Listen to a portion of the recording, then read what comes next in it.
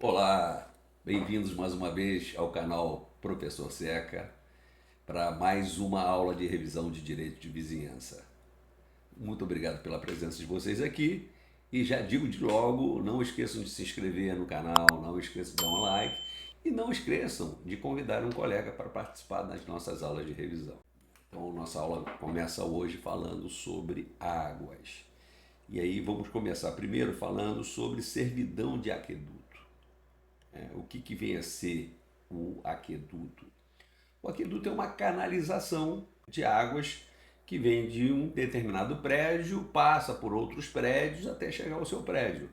Então, lá, o Código Civil disciplina a utilização do aqueduto ou canalização de águas, lá no artigo 1293, permitindo a todos canalizar pelo prédio de outrem as águas a que tenham direito, mediante prévia indenização ao seu proprietário, não só para as primeiras necessidades da vida, como também para os serviços da agricultura, da indústria, do escoamento de águas supérfluas, acumuladas ou a drenagem de terrenos.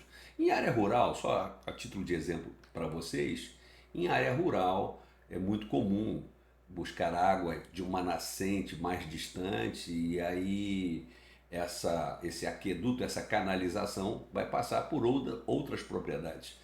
Isso é utilizado principalmente em áreas de produção agrícola e pecuária. Enfim, mas dando sequência nessa, nesse estudo sobre o aqueduto, e aí agora aqui nesse último parágrafo nós vamos falar sobre a servidão no Código de Águas. O direito de servidão de aqueduto adotado no artigo 117 do Código de Águas impõe uma restrição ao direito de propriedade em favor do vizinho e que muito se assemelha a uma espécie de expropriação feita para o interesse particular. Ao mesmo tempo, incentiva indiretamente a produção, proporcionando a quem por ela se interessa os meios necessários para alcançá-la. Então, observem que é muito comum, como eu acabei de falar, em área rural, você utilizar essa canalização. O Código de Águas também fala sobre a questão da indenização. O parágrafo primeiro prevê a indenização ao proprietário que sofre prejuízo com a construção da obra destinada à canalização, com infiltrações ou irrupções advindas do canal. O parágrafo segundo, né, do 117 também dispõe que o proprietário pode exigir que a canalização seja subterrânea para não afetar áreas edificadas, hortas, jardins. E o parágrafo terceiro diz que estabelece que a construção do aqueduto é incumbência do seu dono. Deve ser feita de modo a causar o menor prejuízo aos proprietários dos imóveis vizinhos. Então, na verdade, o Código Civil, porque o Código de Águas é uma lei especial, e o Código Civil ele vem, na verdade, trazer uma complementação ao que já é regulado pelo Código de Águas. Bom, vamos continuar falando sobre a questão de águas supérfluas. O que são águas supérfluas? Águas de superfície. Por exemplo, água de chuva, água de um rio, água de uma nascente. Então, olha lá, o artigo 1290, ele prevê o direito às sobras das águas nascentes e das águas pluviais, águas de chuva. Dispondo o seguinte: o proprietário de nascente ou do solo onde caem águas pluviais, satisfeitas as necessidades de seu consumo, não pode impedir ou desviar o curso natural das águas remanescentes pelos prédios inferiores. Lógico, os prédios inferiores têm direito também à sobra dessas águas. E aí, de modo semelhante, o nosso Código de Águas, lá no artigo 90, também regulamenta, dizendo que é uma servidão, denominando que é uma servidão das águas supérfluas, pela qual o prédio inferior pode adquirir sobre sobras uma servidão destinada aos usos domésticos, bebedouro de gado e a outras finalidades, especialmente agrícolas. Observe-se que o direito do prédio inferior é apenas receber as sobras da fonte não captada. Então, as águas pluviais, que são águas de chuvas, são sabidamente coisas sem dono, desde que escoem por terrenos particulares, são de propriedade dos respectivos proprietários. O dono da nascente pode usá-la inteira, e nesse caso não há sobejo, não há sobra, nem, portanto, qualquer direito a ela. Então, se a nascente está no meu terreno, eu posso usá-la integralmente. Não sou obrigado a garantir sobras para o vizinho inferior, do prédio inferior. Então, se houver sobras, o dono do prédio inferior tem o direito de recebê-las e de recebê-las limpas, porque não pode, em hipótese alguma, o dono do prédio superior poluir, né, essas águas. E aí nós temos aqui a obrigação dos prédios inferiores de receber as águas que correm naturalmente dos prédios superiores. Estamos falando dos fenômenos naturais. Então, os prédios inferiores são obrigados a receber a água que corre naturalmente dos prédios superiores. Choveu, a água de chuva vai correr naturalmente para o prédio inferior. Se o dono ou o possuidor do prédio superior fizer obras, facilitar o escoamento, procederá de modo que não piore a condição natural inferior do prédio interior. Ele pode canalizar, ele pode estabelecer obras para recepcionar essas águas de chuva, mas sem agravar a recepção natural do prédio inferior. A lei não lhe impõe a obrigação de fazer obras de escoamento de canalização. Então, o titular do prédio, o dono do prédio superior, ele não é obrigado. Mas se o fizer, ele não pode agravar, né, a recepção do prédio inferior. Bom, águas artificialmente levadas ao prédio superior. Nada impede que o proprietário ou possuidor recolha ou leve ao seu imóvel de modo artificial a água que necessita. Todavia, ao contrário do que sucede com as águas que correm naturalmente, como as águas de chuva, não está o proprietário do prédio inferior obrigado a suportar as interferências decorrentes do seu escoamento, podendo exigir que se desvie o fluxo ou optar pela indenização dos prejuízos que venha a sofrer. Ora, nós aqui estamos falando, a norma reguladora, lá no 1289, caso de alguma forma o titular do prédio superior queira canalizar, captar essa água e vai estabelecer, aí nós não estamos falando de um fenômeno natural, e sim de uma atuação do homem. E aí nessa captação, obviamente, assistirá o direito do titular do prédio inferior exigir que seja desviado, exigir indenização com relação a essa questão do fluxo, se vier a lhe trazer prejuízos. A questão da poluição das águas. Então, proibição de poluir águas indispensáveis aos possuidores dos imóveis inferiores. Esse dispositivo legal, na verdade, ele mostra a preocupação com a Política Nacional de Meio Ambiente, que está regulada pela Lei 6.838, lá de 1981. Então, representa, né, uma importante inovação trazida pelo nosso Código Civil, pois proíbe a poluição e, se esta ocorrer, obriga o poluidor a recuperar as águas poluídas sob pena de pagamento de indenização. Então, você imagine dois prédios em níveis diferentes, com um riacho passando, e o do prédio superior simplesmente desemboca no rio, esgoto, trazendo poluição e, obviamente, afetando o prédio inferior. Então, assistirá direito por parte do dono do prédio inferior inibir, exigir a recuperação, impedindo essa poluição. Vamos lá. Direito do proprietário construir obras para represamento d'água. Aqui o sujeito, nós vamos falar sobre o sujeito querer construir um dique, uma barragem. É muito comum isso. Então, o dispositivo 1292 disciplina o direito de represamento da água mediante a construção de barragens de todas as formas, inclusive para a construção de hidrelétricas. Mas aqui, o sujeito pode construir uma barragem para criar um lago artificial, para criar peixes, pode construir uma barragem no sentido de ter uma piscina recebendo água natural. Então é perfeitamente permitido essa barragem, a construção desse tipo de açude, de barragens. No exercício desse direito, não pode o proprietário prejudicar os vizinhos. Se houver invasão do prédio alheio, está obrigado a indenizar o prejudicado, deduzindo-se o valor da indenização, logicamente, o benefício que pode ser obtido pelo prédio alheio.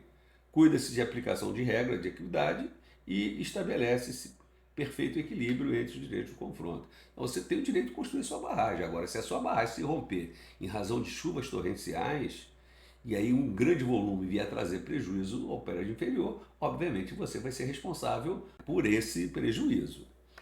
Bom, aí eu faço um destaque aqui importante, que o Código de Águas ele é mais amplo e aplica as questões decorrentes da utilização de águas no que não contrariar a norma dos Códigos Civis. Então, essa disposição aqui eu achei importante colocá-la para ficar bastante claro para vocês que não existe, na verdade, nenhuma colidência entre o Código de Águas e o nosso Código Civil.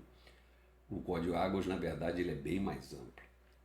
Bom, com isso nós encerramos a questão das águas no direito de vizinhança e passamos a falar de um outro ponto muito importante que diz respeito aqui especificamente aos prédios contíguos.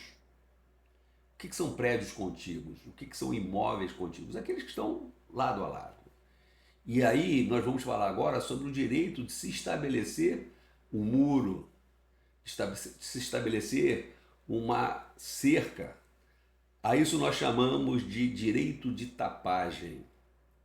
E nós vamos então falar sobre os limites entre prédios e esse direito de tapagem. Então o Código Civil ele estabelece regras para a demarcação dos limites entre os prédios, dispondo que o proprietário pode constranger o seu confinante a proceder com ele à demarcação entre os dois prédios, a aviventar rumos apagados, a renovar marcos destruídos ou arruinados, repartindo-se proporcionalmente entre os interessados as respectivas despesas. Está lá isso exposto no nosso artigo 1297 do nosso Código Civil. Pois bem, gente, essa demarcação, esse avivamento de rumos, essa renovação de marcos, vai se dar por meio de uma ação denominada ação demarcatória. Essa ação ela é apropriada justamente para esses objetivos. Então, o que caracteriza a demarcação como direito de vizinhança é o fato de repartir-se proporcionalmente entre os interessados as respectivas despesas. Somente se admite ação demarcatória quando há confusão de limites. E aí, nesse caso, realmente se faz necessária a demarcação e existe quando isso é submetido ao judiciário por meio dessa ação de demarcação, primeiro o juízo ele vai fazer uma análise dos títulos de propriedade, né, dos registros, porque lá estão delimitados esses rumos. E aí, caso não se consiga, por meio desses títulos, definir esse limite, aí vai se levar em consideração a posse utilizada há anos nos limites que estiverem presentes no local. Então, olha lá, se existem limites a longo tempo respeitados, ainda que não correspondam aos títulos dominiais, ou seja, aos títulos de propriedade, ou o muro divisório construído fora da linha, não cabe a referida ação demarcatória e aí, nesse caso, poderá se valer de ação reivindicatória ou então de ações possessórias. Se o autor pretende também obter restituição de áreas invadidas ou usurpadas, deve cumulá-la com possessória ou reivindicatória. É muito comum, gente, na área rural, nós nos depararmos com escrituras ainda não utilizando o sistema métrico decimal. Tem escrituras antigas que ainda usam braças, usam outros tipos de unidades de medida, e aí, às vezes, os rumos dizem respeito a uma grande árvore, a uma rocha, e aí, às vezes, são marcos que já não existem mais na atualidade. E em situações dessa, a ação demarcatória se faz presente. Bom, então os critérios legais para a demarcação, como eu já havia falado anteriormente, né, quando os limites são confusos, aí só reforçando o que eu já falei, sendo confusos os limites, em falta de outro meio, se determinarão de conformidade com a posse justa. Então, se não é possível identificar por meio do título de propriedade, vai se levar em consideração quem exerce uma posse justa daquela área onde está devidamente cercada. E não se achando ela aprovada, o terreno contestado vai se dividir em partes iguais. Se não se tem como ter certeza quem é que tem a posse justa, então vai se fazer uma divisão igual. É muito comum em conflito, principalmente em área rural.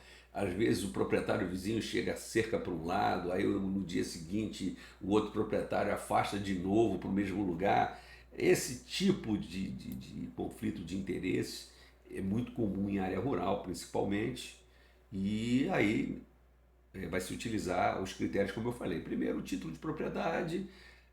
Se não tem como se aferir isso pelo título de propriedade, vai se buscar então o exercício da posse justa, e se também não conseguir se definir isso, vai ser repartido de forma igual, né, entre os confinantes. Em princípio, o juiz levará em conta os títulos dominiais, como falei, só reforçando, que devem instruir petição inicial, conforme determina o 574 do Código de Processo Civil, somente se forem colidentes ou incapazes de provar com segurança a real situação dominial, é que o juiz recorrerá ao critério da posse, pois se mostra evidente que o legislador estabeleceu uma hierarquia de vários critérios. O direito do proprietário de cercar o seu imóvel. A lei concede ao proprietário o direito de cercar, murar, valar, estabelecer vala, tapar de qualquer modo o seu prédio, quer seja ele urbano, quer seja ele rural. A expressão tapume, ela é uma expressão de caráter genérico. Ela é empregada nos parágrafos do 1297, e aí a palavra tapume engloba muro, cerca, sebes vivas, que é a chamada cerca viva, gradis, ou qualquer outros meios de separação, né, de terrenos. Presumem-se, até que se prove em contrário, pertencer a ambos os proprietários confinantes, sendo estes obrigados, de conformidade com os costumes da localidade, a concorrer em partes iguais para as despesas da sua construção e conservação. Ou seja, o ordenamento jurídico faz uma presunção iuris tanto, ou seja, uma presunção relativa, e estabelece um condomínio forçado, o chamado condomínio legal, ou também chamado condomínio necessário em relação a esses muros, a essas cercas, a essas valas. E aí, no que tange as despesas, há uma divisão, obviamente, se é um condomínio necessário, um condomínio legal, essas despesas deverão ser repartidas. Tem-se entendido que a divisão das despesas deve ser previamente convencionada, a falta de acordo, o proprietário interessado na construção da obra deve obter o reconhecimento judicial da obrigação do confinante de contribuir para a construção do tapume, se a construção decorrer de exigência administrativa constante de lei ou regulamento. O proprietário que já tenha fechado, que já tenha cercado o seu terreno de alguma forma, cerca de arame, bambu, muro, não está obrigado a levantar tapume especial e a não ser que aí as posturas municipais o exijam. Tapume comum e tapume especial. Só existe apenas obrigação do vizinho de participar nas despesas de conservação quando se tratar de tapume comum. Está destinado a evitar a passagem de animais de grande porte, como gado vácuo, né, gado cavalar ou muar. Não pode o proprietário que tenha uma condição mais abastada, que seja rico, impor ao vizinho pobre, né, uma condição com mais dificuldade, não pode se impor, em razão da falta de recursos deles, que ele seja obrigado a dividir um tapume que seja dispendioso, né, muito caro. Devem eles ser feitos de conformidade com as posturas municipais e costumes de cada lugar. Quando os tapumes especiais destinados à bedação de animais de pequeno porte, aves domésticas, cabritos, porcos ou carneiros, ou a adorno da propriedade ou a sua preservação, entende-se que a sua construção, conservação e utilização cabe unicamente ao interessado, que provocou a necessidade deles. Ou seja, o dono desses animais que poderá ser responsabilizado se não construir, né, e os animais vierem a causar danos. Terão a obrigação de ter que indenizar. Pois bem, com isso, nós terminamos mais uma aula de direito de vizinhança, mais uma aula de revisão de direito de vizinhança. Mais uma vez eu agradeço a vocês aqui pela presença. Lembrando mais uma vez também, para não esquecer de dar o seu like, não esquecer de se inscrever no canal e convidar um amigo para fazer parte aqui da nossa comunidade. Um forte abraço a todos, tudo de bom e até o nosso próximo encontro.